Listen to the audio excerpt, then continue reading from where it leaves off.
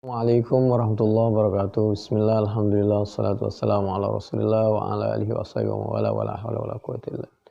Bismillahirrahmanirrahim. Fathul Bari juz 1 halaman 640 di sebelah kanan. Bab yang ke-18, babus salati fis sutuh wal mimbar wal khasyab. Qala Abu Abdullah wa lam yaral Hasan ba'san ay yusalli 'alal jamdi wal qanatir wa in jara tahtaha baulun. Jadi sholat itu di mana saja lah, di tempat yang lapang atau di atas kayu dan lain sebagainya, di atas jembatan, di atas es batu juga sebisanya kita sholat dimanapun kita berada. Qanatir di atas jembatan juga boleh, meskipun di bawahnya itu mengalir air kita tahu macam-macam kan, ada terkena ini dan itu. Idza kana bainahuma sutrah. Cuma kalau bisa ada sutrah penutup penghalang supaya tidak kelihatan kita ini sholat di tempat yang jorok dan merendahkan sholat itu sendiri. Tapi kalau dalam keadaan darurat, seperti orang di luar negeri bekerja di tempat-tempat orang yang tidak Islam, tidak diberi kesempatan waktu untuk sholat dan lain sebagainya, sehingga ada juga orang yang terpaksa dia harus sholat di kamar kecil, seperti di hotel-hotel atau di tempat supermarket dan lain sebagainya, atau tempat-tempat belanja yang besar. Itu biasanya kamar mandinya kan luas, bukan di dalam kamar mandi tapi ya di sekitar itu karena darurat. Wa shalla Abu Hurairah ala saqfil masjid bi sholatil imam. Demikian juga orang sholat di tingkat kedua, kalau bahasa kita enggak ada masalah. Kita makmum, imamnya misalnya ada di bawah atau di balik, imamnya di atas. Wa shalla Ibnu Umar ala salji.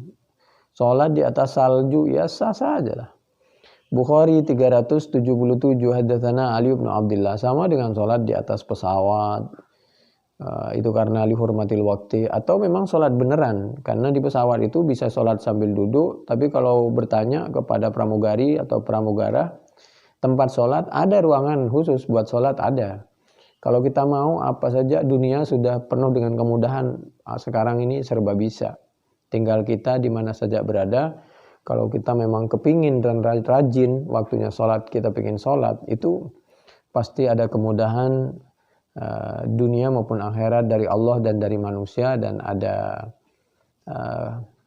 nilai tersendiri buat kita pribadi. Dan haddatsana Ali bin Abdullah qala haddatsana Sufyan qala haddatsana Abu Hazim qala sa'alu Sahl bin Sa'd min ayyi syai'in al-mimbar.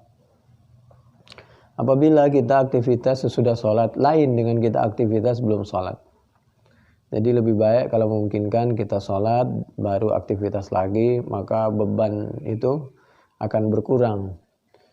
Faqala ma baqiya fin nasi a'lamu minni huwa min athlil ghabah.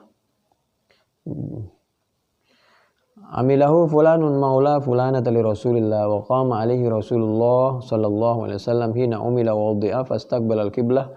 Kabbar wa qama an-nas walfahu faqara wa raka'a an-nas walfahu thumma rafa'a ra'sahu thumma raja'a al-qahqara fasajada al-ardi thumma 'ada ila al-mimbar thumma raka'a thumma rafa'a ra'sahu thumma raja'a al-qahqara hatta sajada bil ardi fa hadha sya'nuhu. Qala Abu Abdullah qala Ali bin Abdullah sa'alani Ahmad bin Hanbal rahimahullah an hadzal hadits qala fa inna ma aradtu anna an-nabiy sallallahu alaihi wasallam kana a'la minan nas.